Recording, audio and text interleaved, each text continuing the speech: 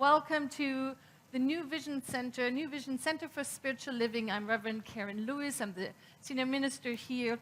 And I have been thinking a lot about what is it that New Vision offers. And what I have come up with is that what we are offering is really inspiration and tools, support on this journey that we find ourselves in. This journey from fear to faith, from judgment to joining, from powerlessness to purpose,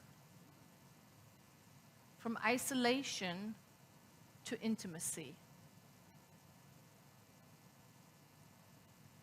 from mindfulness to wholehearted living. That is the journey you have signed up for. Are you in? Yes, me too. I am excited about it. I am so excited for today. Actually, I had to get up and walk around because I could not sit still. So here we are. We are going to start today in this conversation that will guide us to seeing God in everyone. Now, if the word God does not work for you, please read that misspelled and just see, oh, she meant spirit. Or, oh, she meant my highest self reflected in everyone. Divine essence, the universe, first cause. Whatever word works for you, just replace it. But the idea for our conversation today is for us to come into a space where we can truly look out at another and see the divine made manifest. Brilliantly, struggling, doesn't matter. That we are connecting with the truth at the center of every person, every situation, and see the divine there. The only way that I have discovered is to open our hearts, to open this vessel that allows us to connect deep onto deep, where we go beyond that field of right doing and wrong doing and meet there. And I so appreciate this idea of letting go of judgment, because when we judge another, we close our heart space because we are saying something is different than it ought to be. And love, what does love say? Love always says, yes, I live here. It is perfect. Remember, wholeness is the goal, not perfection. So that is the journey we're going on today. And I brought this book. This is the very first book that Dr. Ernest Holmes wrote. Not this particular one. This is a later version of it. But it is the first book he published. It's called Creative Mind. And it was published in 1918. 1918.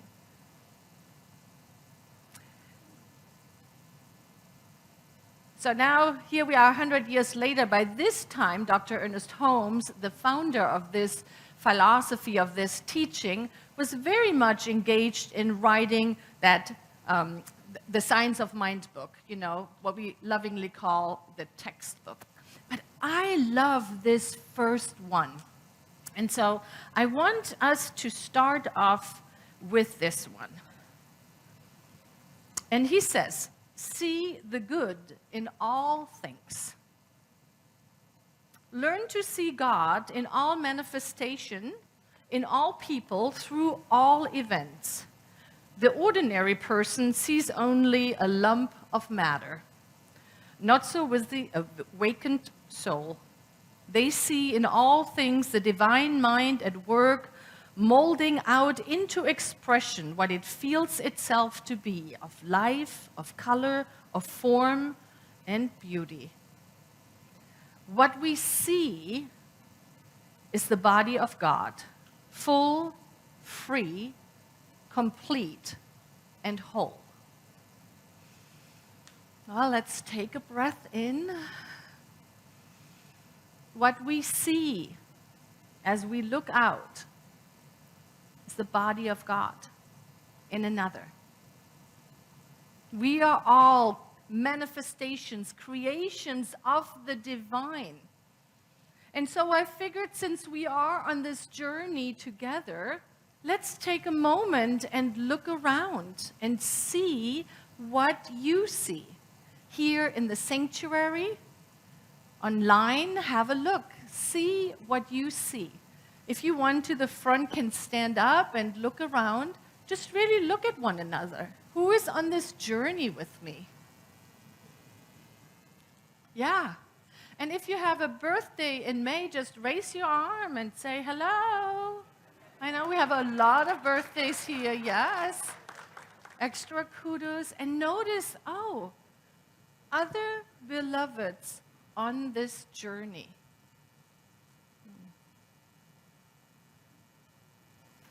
So we're talking today about heart space. How can we bring our heart into a vibration of coherency? That is a term that Dr. Joe Dispenza coined. A coherent heart. And what does that mean?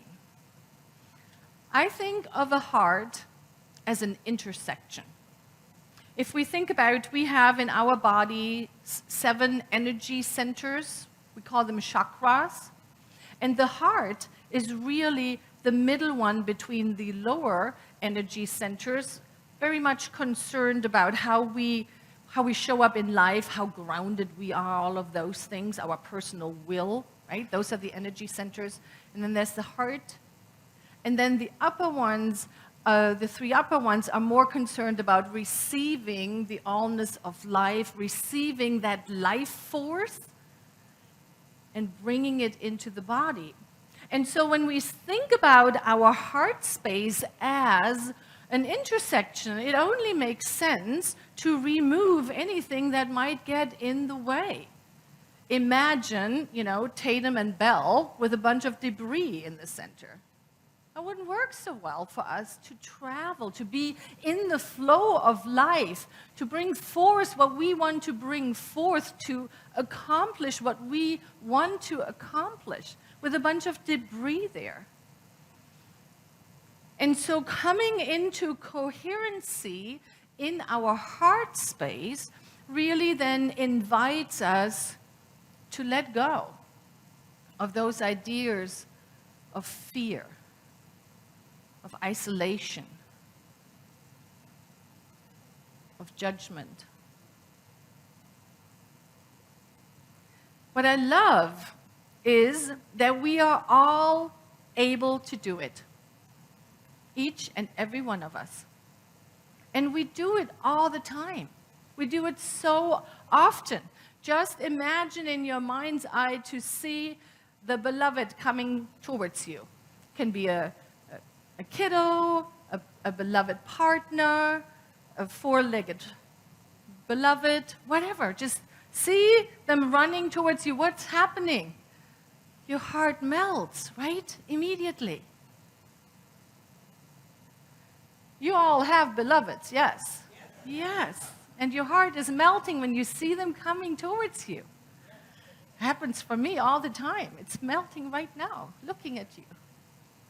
Yeah. And so that is the coherency of our hearts. A mindfulness, a deeper than mindfulness, a wholeheartedness that we can cultivate.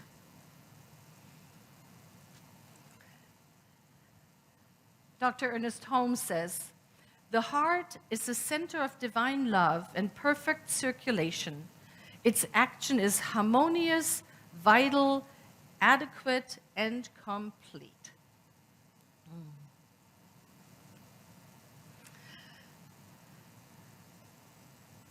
That is what two beloveds thought. Two young beloveds who fell in love and who wanted to get married. One of them was, oh, there's my beloved coming in. That's my grandson, everyone. Yay. Thank you for visiting. See, I told you, my heart melts. So sweet. So back to the story of the two beloveds who fell in love. Or we can just look and go, oh.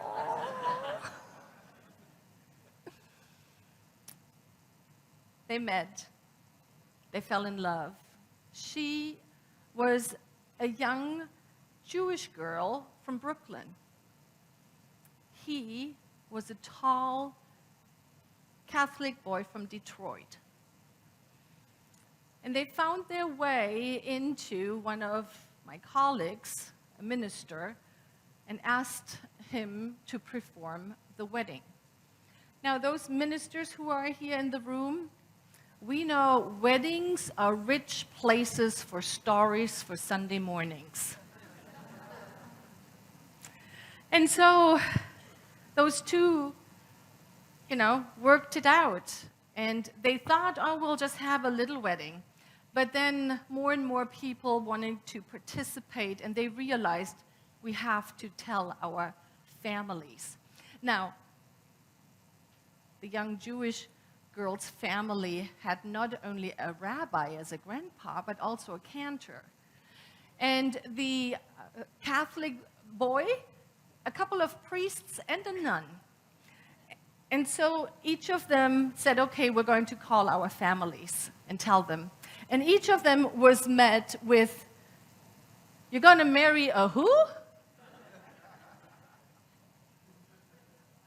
And actually, at the beginning, both of the families said, we will not attend. We will not attend. Now, feel into that judgment. And you might not have it about something like this, but find in your heart where you have been in contact with just judging another. Right? We fall prey to that. Something other than me, and we judge. Well, this is what happened in this family until the grandma stepped in. And the grandma of the groom said, I'm going to come to the wedding because if there are going to be great-grandkids for her, they will need me. They will need me. And so once she said, I'm coming to the wedding, the rest of the family fell, like dominoes. They all said, okay, we'll come too. So the wedding day arrives. Both families have made requests. Like the grandma who used to sing light opera wanted to sing the Ave Maria. Of course, the rabbi wanted to give the blessing in Hebrew at the end. So they were positioning. It looked more like maybe a game between Notre Dame and Jerusalem Tech, rather than a wedding. But so that's what's happening. And here we come to the wedding day. And now, often at weddings, you see people come in and they just sit on either aisle. Not at this wedding. There was the groom's family and the bride's family. But then something amazing happened. We came to the place where the groom and the bride were exchanging vows. And everybody in the room could feel the love, could feel how much those two loved one another. as the groom was sharing his vows, the bride started to weep. And pretty soon, there wasn't a dry eye in the church.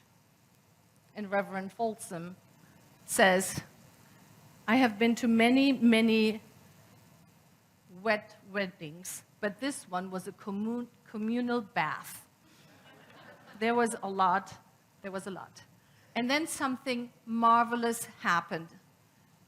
Towards the end, the grandma sang the Ave Maria and got a standing ovation from the Brooklyn Jews on the other side of the aisle.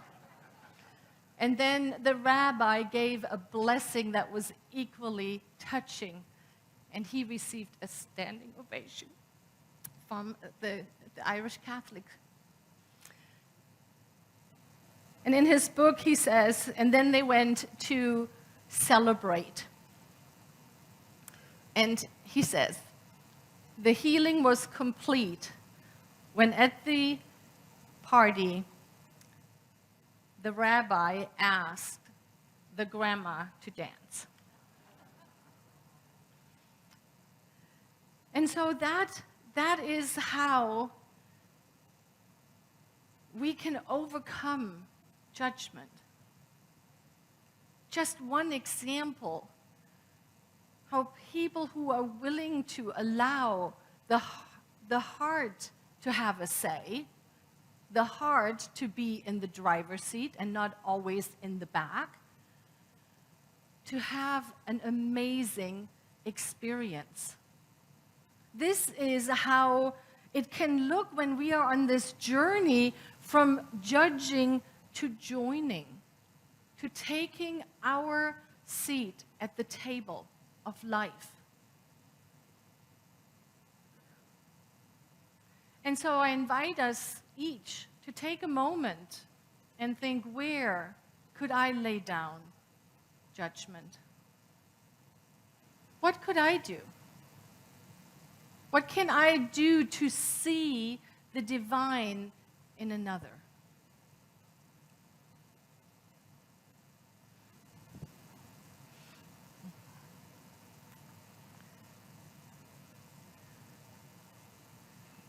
I think we have a slide how Dr. Joe Dispenza says it. Heart and brain coherence is a process whereby we learn to self-regulate. I don't know about you, but sometimes, especially what's happening in the world right now, I could use some self-regulation. In front of the TV, yes. Developing our ability to generate emotions from within rather than waiting for something outside of us to dictate how we feel. That is the power of the heart. That is the power of our heart space.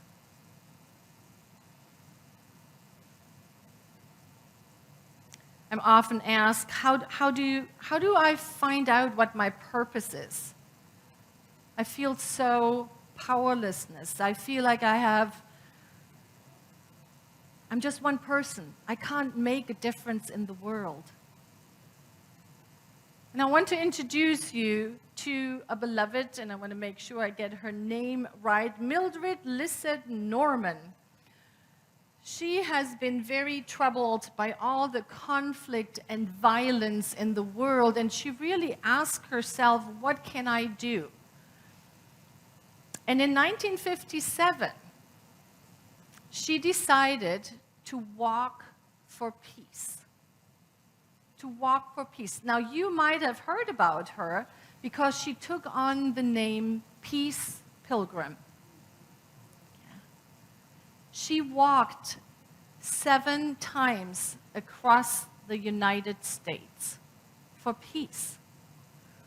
And she used her notoriety, and people knew when she was coming into town there was coverage, and she used it to speak especially to the young people at the universities and to inspire them to find their own path on how to make a difference in the world. Now we could ask ourselves, what can only one person do?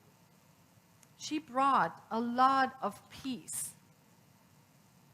throughout the states, and she walked through all of the, not states in Canada, whatever they're called in Canada, provinces, thank you. Thank you. And she walked through Mexico. She had an impact on the world. And I think we have a slide. It's how she spoke to it. Yeah. This is what she said. I began to really live life when I began to look at every situation and think about how I could be of service in that situation. I learned that I shouldn't be pushy about helping, but just willing.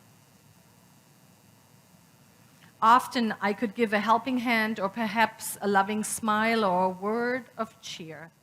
I learned it is through giving that we receive the worthwhile things in life. Breathe in. Feel into that expanded heart space of this one beloved who has been gone from this plane now for many years, who took it upon herself to walk for peace.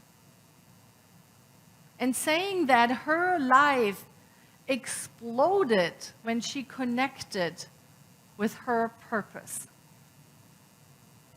Opening our heart space, being willing, not forcing, but being willing, offering a smile, a helping hand, being there. The power of our heart is incredible. And then, of course, there is from isolation to intimacy. Many of you were here a couple of weeks ago when we took our community picture. I think we have it up here. I'm going to get out of the way.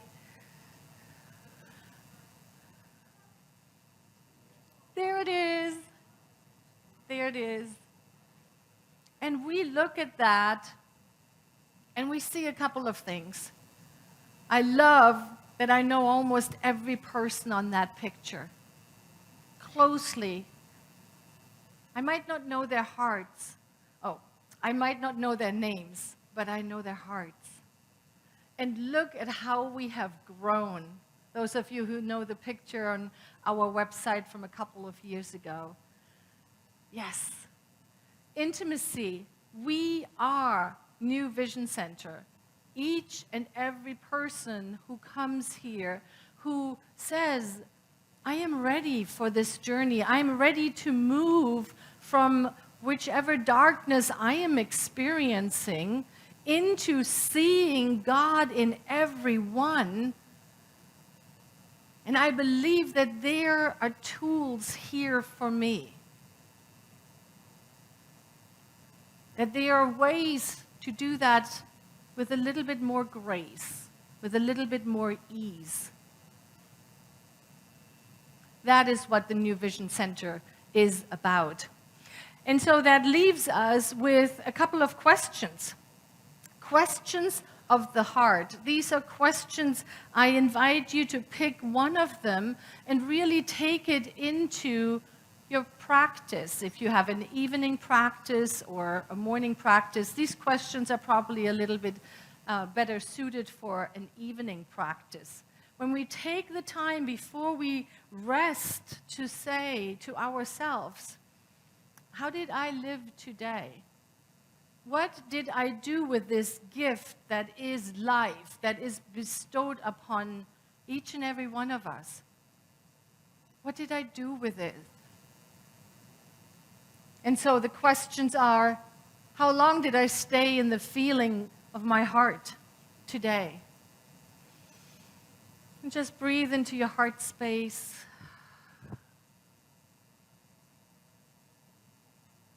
When did I not react to the same person or circumstance in the same old way? Yeah, that goes right to what we talked about, the judging, right? Where can I lay down this idea of this should be different? This ought not to be this way. Where can I lay it down? And we see it when we react to a person or a situation in a different way, kinder, with more grace, with an open heart. And I love the last one. What do I love about myself? That I did really well today. How often do we ask ourselves that? Well, let's do it right now. What do I love about myself? Ask yourself that question. What do I love about myself? I believe that if we practice acknowledging our yearning heart for the amazing, amazing life that we live, it will expand. It will call forth more love, more peace, more joy, more of everything. And that is what we are dedicated to here. Revealing the power of love as a spiritual community is what we do with every action that we take. And I am so grateful you and you and you and you and you and you and you and you and you. You are on this journey together with us. Thank you.